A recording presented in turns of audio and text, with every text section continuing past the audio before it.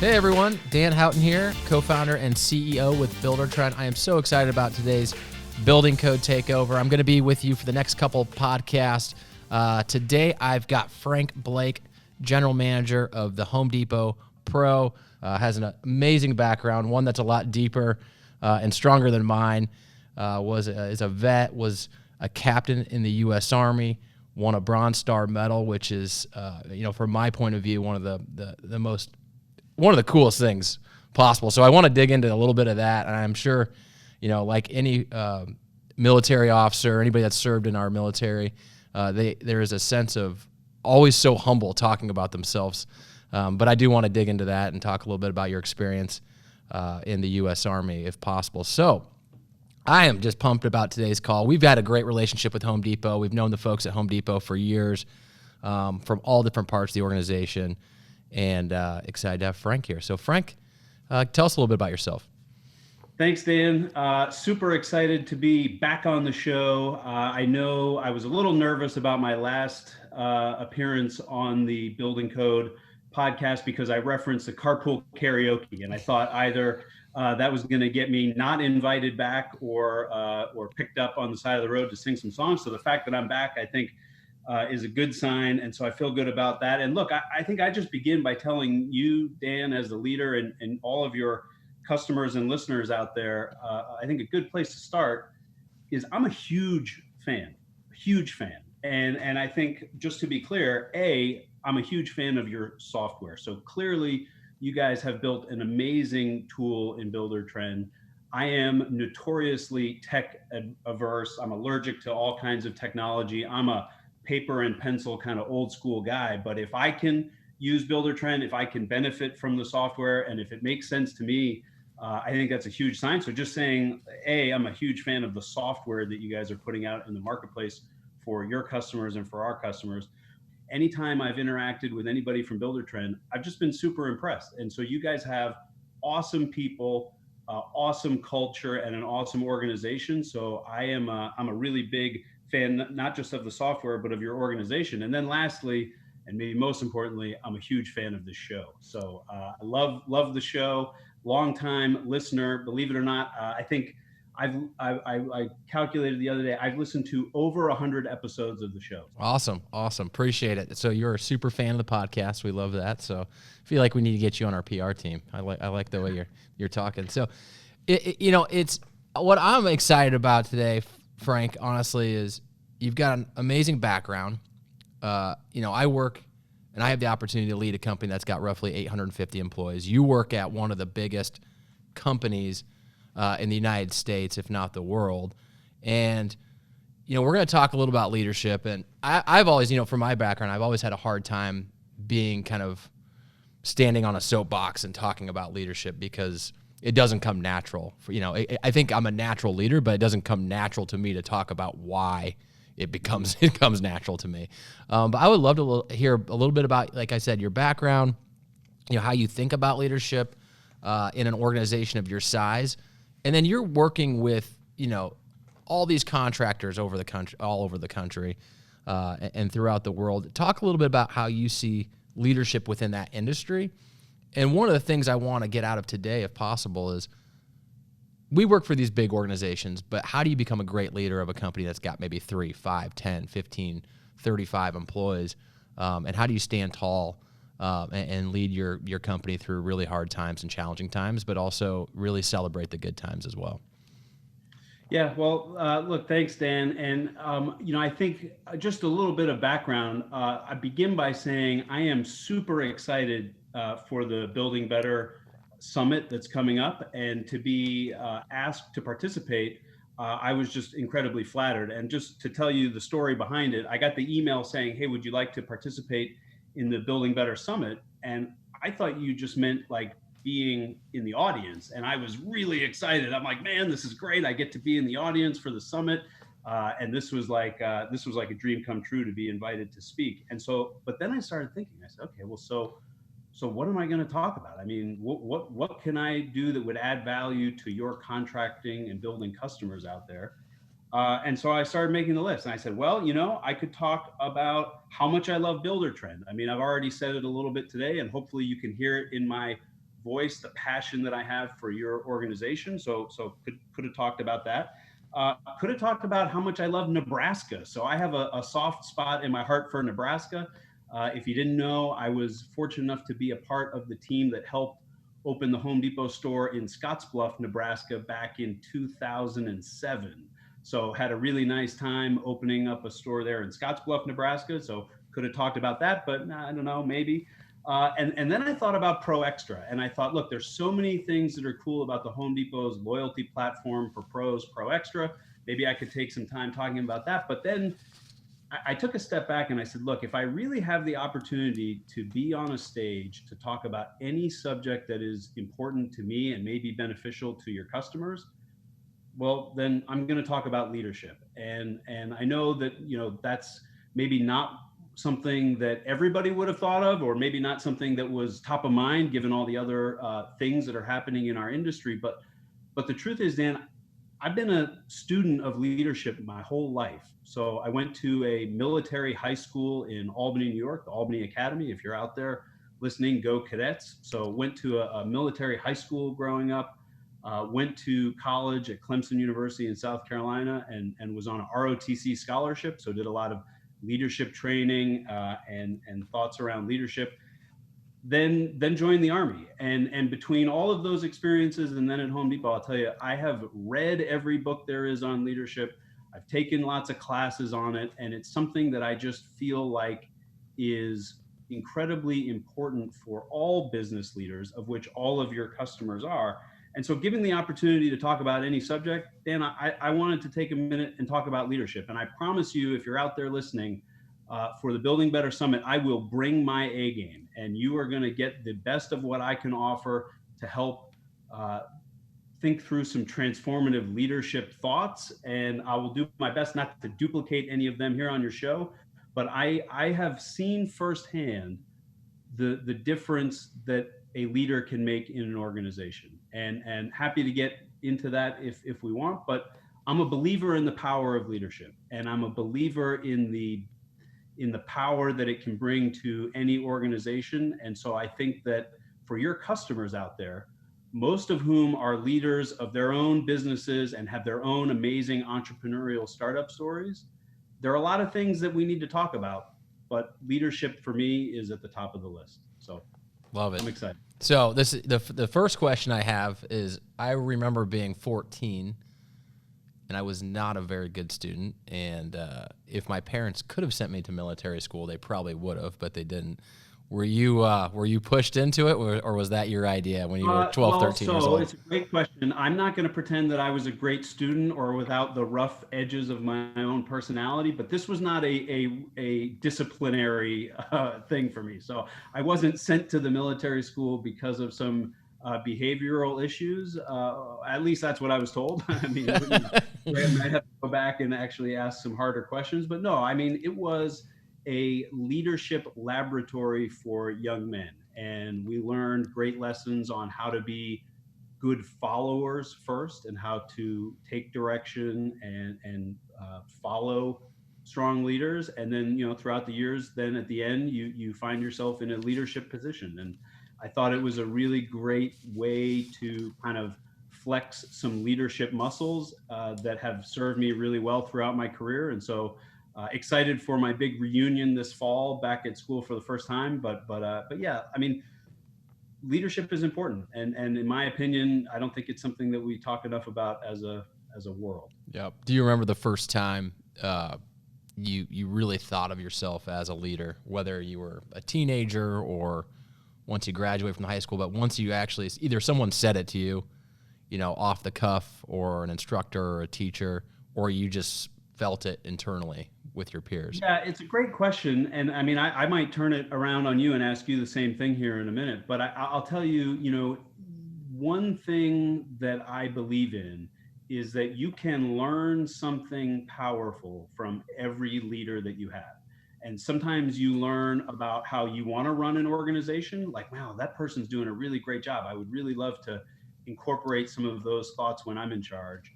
And sometimes you learn what not to do because you see people doing things and say, well, if I ever get a chance, I'm not going to do it like that. So I'm a big believer that you pick something up from everybody along the way. And I've had a great fortune in my career at Home Depot to work for some really world-class leaders like Shane O'Kelly, Hector Padilla, Bill Lenny, Chris Waits, Hayden Chilcott. I mean, we have some world-class leaders at Home Depot, and I've been fortunate to learn from all of them along the way. But I think, to answer your question, what really stands out in my mind were those moments throughout my career, whether it was at military school, serving overseas in Iraq, or at the Home Depot, where a leader put their arm around me and said, look, you're going to be next, and you're going to be up next. And so start thinking about how you would run this organization, and start thinking about what you would do if you were the leader. And to me, those have really been some of the most important and transformational moments. But Dan, I turn it back on you because I don't want this to all be about me. I mean, I think there are probably a lot of people out there that are interested in your background as a leader and thinking, when was it? When was that moment for you when you were like, okay, I'm going to be in charge here, and what am I going to do? It's interesting. I ask that question a lot because I do think there's these moments in people's lives that trigger things and trigger responses and change a way of thinking for a lot of people. And all it is words, right? And so I say this to a lot of our leaders: your words count, your words matter, because what you say, people will remember. And so for me, I think it goes back to probably when I was about 16 years old. I was never a great student, but I had a few coaches, and one coach in particular who was very supportive of me, and I was not doing my best or performing my best, or I was just kind of being a silly 16-year-old. When he pulled me aside, he's like, people are looking at you, people are watching you, people are following you, you're a leader, so stand a little taller. And that always resonated with me. And I'll be honest with you, when you're younger, you kind of go through these peaks and valleys, and I think that also happens to folks in their careers. And you think about, your life is messy. Not even if you're the leader, even if you're the CEO, even if you're in charge, doesn't mean you're perfect. And I think showing some sense of, I get that I'm not perfect, I don't expect perfection from you, maybe, has always been something that's kind of stuck with me. And I call it maybe an empathetic approach to leadership. But one of the things you said that I always think about is, if you ever get a chance, I won't do that. So you've had a bad leader, or you've worked for a boss, or you've had someone, especially within our customers, a lot of our customers are entrepreneurs who worked for someone else and said, you know what, I'm going to hang my own hat. I'm going to go do something on my own. And a lot of that is, if I ever get my own chance, I won't do that. Was there ever a moment for you, and this is a question I could actually answer, is where I find myself kind of giving myself a gut check on that, maybe that if you ever get a chance, I won't do that, happened 20 years ago. And how do you keep yourself in line as you think about leadership and moving forward? Yeah, look, it's a great question, and I might answer it just slightly differently, if that's okay. But for me, my transformational moment, and really when I became a believer in the power of leadership, happened during my time in the Army, when we were overseas deployed in Iraq. And I was part of the 4th Infantry Division, so infantry unit overseas in Iraq. And we had a leader at the time, very nice guy, perfectly capable, nothing wrong with him. And by every stretch of measurement from a leadership standpoint, you would say this gentleman was fine. I mean, there were no major issues with his style necessarily. But halfway through our tour overseas, his time was over, so he left, and we got a new leader. And keep in mind, Dan, nothing else changed. So the environment didn't change, the mission didn't change, the team members didn't change, the resources didn't change. Nothing, not a single thing changed except for the person in charge. And when I tell you the results were transformative as a result of that leadership change, I cannot tell you the impact that it made on me as a young leader. And so now imagine, now we have a new leader. Nothing else has changed, but all of a sudden the dynamic goes from what was a 1 + 1 = 2 to now we have a leader who is focused on the steps that it takes to build a high performance team. And now we go to 1 + 1 = 3 or 4 or 5. And as a result of that, you mentioned that I was awarded the Bronze Star. I can tell you that story. But as a result of that, things started to happen that would have never happened before. And for any of your listeners and customers that are out there, if you've ever been a part of a high performance team, whether it was in high school or on a sports team or in a community or something, if you've been a part of a high performance team where you really have that 1+1 = a heck of a lot more than two, man, it's addictive. It's like the most addictive feeling that's out there. And so, to answer your question of was there something that I saw that I wouldn't want to do and kind of learn from those mistakes, the big takeaway for me that I have had for the rest of my life was that by changing nothing other than a leader who really knew how to invest in a high performance team, our results became exponentially better. And so not that I wouldn't have done things the way that the other guy did, but our new leader really hammered home the difference that it can make. And so the other point that I think I would offer on that and maybe get your perspective on is, I was watching the whole thing and I was watching the whole leadership transformation occur, and it has stuck with me my whole life. And what I keep in mind now, to your point, is that people are watching me and people are watching you, and our words make a difference, our actions make a difference. And you know what? I'm a firm believer that our leadership makes a difference too. Yeah. So was there one thing, and I've been in your shoes, where you see someone in action and you get to experience something that's more than just status quo. Was there one thing that stood out to you about that transformational experience with that leader in Iraq that comes in that you just said, wow, like almost felt like a no-brainer, but it was just so appropriate and so well timed for your team?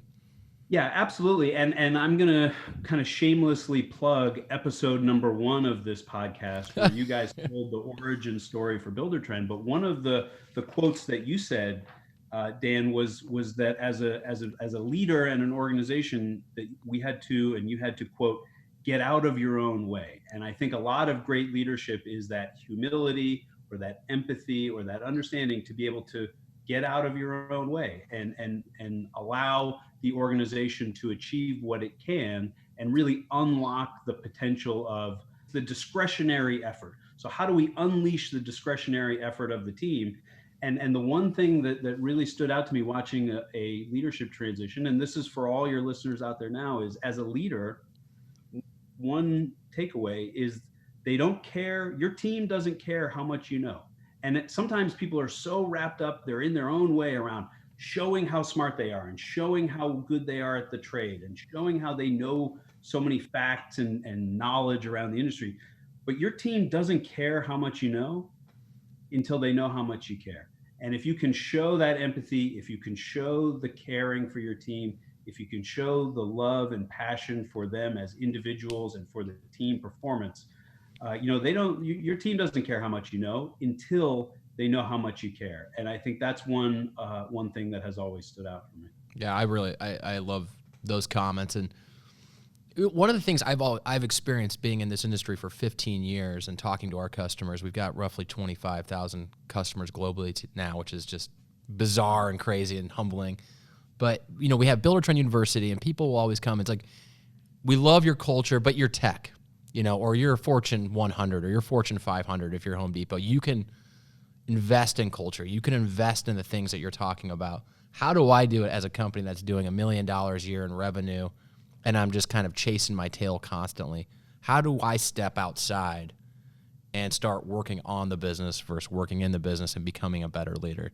Any thoughts or suggestions around that? Yeah, I mean, look, it's a great question. And to me, it also goes back to kind of getting out of your own way, because sometimes as leaders in whatever area of our life, we're so focused on the strategy or the what we're going to do that we fail to take a minute to think about the how we do it or the why we do it, and like what our values are for our organization. And one reason why I really believe in the partnership between the Home Depot and Buildertrend is because we are both values-based organizations, and we both have incredibly strong culture. And if it's okay, I also just have to thank you personally for a component of your business's culture, which is, and I don't know what I can say on this podcast or not, but I'm just going to call it the no ahole policy, right? And so just a side personal note, I was celebrating Easter not long ago with our family, and my sister was there. And as siblings do, we start talking, and at one point she said, Frank, and I don't remember what we were. I don't know what she was saying. She just kept talking. But at one point she said, Frank, you're a real a-hole. And I said, well, actually, Maggie, that is not true. That cannot be true, because I'll be on the Buildertrend podcast here soon, and they have an explicit no a-hole policy. So if that were true, I wouldn't be on their show. So I just want to say thank you for having that policy, because it allows me to really feel like I'm not an a-hole. That's right, especially when you're talking to a sibling on a holiday, because that can never happen. You could never go outside of. I don't know why she thought that, but it just can't be the case. I've never heard that in my family. So, I always said there's a temporary and a permanent. So temporary you can solve, right? So that's fantastic. One of my favorite things about the Home Depot, which I don't know if many of our listeners know this, how many employees does Home Depot have, Frank? We're over 500,000. Over 500,000, which makes you a top 10 employer in the United States. For sure. Yeah, which is pretty incredible. And so one of my first, okay, so I'm a tech CEO at the time. First time I walked into Home Depot's headquarters, I think we maybe had 350 employees. Some people know who we are, but not everybody knows who we are. And I had the opportunity to meet with the CEO and a lot of the different leaders within the organization. And it was, I'll be honest with you, it was super, super intimidating walking in the doors. But the level of comfort I had as the day went on was incredible. And the thing that I love about the Home Depot is, if you work in corporate and you're a leader within the organization or anyone, a lot of these folks started their careers, not joking, when they're 16 years old sweeping floors at the store that you go pick up all your supplies at. And if you're in corporate, you're wearing an apron. So you walk into a meeting and you could have the title of CEO, you could have the title of senior vice president, whatever it might be, and you're wearing the same apron that you'd wear in the store. And I just found that to be, I think for me, maybe more comforting than anything else. As a guest at Home Depot, is saying, I'm a human. I started in the store. I might be working on the top floor of this organization today, but I love that driver of culture of saying, we are one family, and you see folks at the organization start from ground up and work their way up in the organization. What other things about a company that's got 500,000 employees you think is that the Home Depot has really excelled in, that is relatable to all organizations? Sure. Well, first and foremost is having a way to communicate our values to folks that we may never meet, right? So our founders, at one point, we were opening a brand new Home Depot every 48 hours or less. And so they realized, we're bringing these massive businesses online, tens of millions of dollars each, every 48 hours. We will never be able to anymore touch and meet and personally communicate why Home Depot is special to every single associate. So we have to come up with a way to communicate our values to folks that we may never meet. And that's our Home Depot's value wheel that shows all 8 of our core values. Every associate has it right on the front of their apron.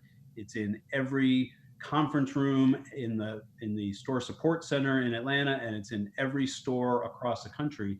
And so, number one, being able to communicate that culture quickly, succinctly, and broadly to everybody, I think is something that we have really excelled at. And then the other thing, especially as you get bigger and bigger and bigger, and look, you guys are going through this as well, is how do you stay as close to your customer as possible? And I think one thing that makes Home Depot unique is the way we think about servant leadership. And we call that the inverted pyramid. And at the inverted pyramid is our graphical and visual representation of servant leadership, to say that, who's really in charge of our company? It's the customers. The customers pay the bills, and we're all here working for the customers. And the closer you are to the customer, the more important you are in the organization, whether you're a associate in one of our stores or a sales representative, you name it. The closer you are to a customer, the more important you are in our organization. And I think communicating that is something that we've done really well. And I think that's what makes us special. So, it's funny, when we started this company, we had rapid growth, kind of out of the gate, then we slowed down, we grew a little bit more. And I always thought that stuff was cheesy, honestly, when we were a small company. And I look at our customers, I've talked to some of our customers about this, but one of the biggest things that we did was define who we are, defining a mission, defining your core values. And I look back and as we think about who's listening right now, I would be inclined to say, do it now. Even if you're a husband-wife team, do it now. Define who you are, define how you operate, because when it gets hard, it's very easy to lean back on, your core values, on how we operate, how we do things, how we treat our customers. And I'm not seeing enough companies, especially our customers, do that today. Any thoughts about how they could get started with that? Totally. So I think you hit the nail on the head. And if I were out there listening right now, I think, defining your organizational values and what you stand for and what makes you different, it's kind of like planting a tree, right? And the best time to have planted a tree is yesterday. And if not yesterday, then the next best time is today, right? But it's not something that you should put off. And I think that your listeners and customers and my customers and our joint customers, they are busy. I mean, one thing that defines being a contractor or a builder or in construction is it's busy, and it's easy to get swept up in the fire that has to be put out today and the thing that needs your attention right away. But you can't let the urgent take control of the important. And defining your values as a person and an organization are, in my mind, incredibly important. And so my advice would be, look, just start today, because it's better than waiting. Good stuff. Good stuff. So we are running up against time here. I want you to share a couple things with our listeners, because I always like to ask, what is your favorite lesson you've learned? If there's one thing you can lean on, one thing, whether it's a book or something maybe your parents told you or a pastor or whatever it might be, what is the one lesson that you learned that you would share? It's a great, gosh, you get some good questions on the show, Dan, I'll tell you. And I have an easy answer for you. And this is a piece of advice that I think has served me very well in the last year, which has been crazy for all of us. It's served our team really well. And I think for your listeners out there, it's something that is important to think about. And that is probably not what you think I'm going to say. So when you think leadership advice, it could be a book, it could be a podcast, it could be a class, etc. But instead, again, I'm going to go back to what you said on episode 1, which is about getting out of your own way. And I'm going to share the advice that someone gave me a long time ago. That the positions that your customers are in will take every ounce of energy that they have. If you're the owner of a construction business, it will take every drop of energy you have and then some. And you can be pouring yourself into that job, and all it will do is ask for more. And so therefore, an incredibly important thing to be able to do as leaders is to remember that you cannot pour from an empty cup. And if you don't know how to recharge yourself, if you don't know how to recharge your own mental battery and come back in on Monday ready to fight the fight, recharge and energize about what you're doing, if you don't know how to recharge yourself, you're going to end up burning out. And when the leader burns out, only bad things happen. And so my parting advice would be, you cannot pour from an empty cup. You got to take care of yourself. You got to get out of your own way and make sure that you're doing what it takes to be energized about your business and customers every day. And if you do that, as we say at Home Depot, if we take care of the customers and we take care of each other, then the rest is going to take care of itself. I'm fired up. I see the producers across from me. They're all shaking their head yes. So that means it resonates. It makes a lot of sense. We are so excited to have you on the Building Code today and being part of our summit. It's going to be an awesome experience. I think we already have like 1,000+ attendees signed up right out of the gate. And so this thing's going to be huge. Our customers, your customers, are yearning for better ways of operating their business. And Frank Blake from Home Depot, you're the man. Appreciate it. It's been great. It's been a pleasure, Dan. Thanks so much. All right. Thank you.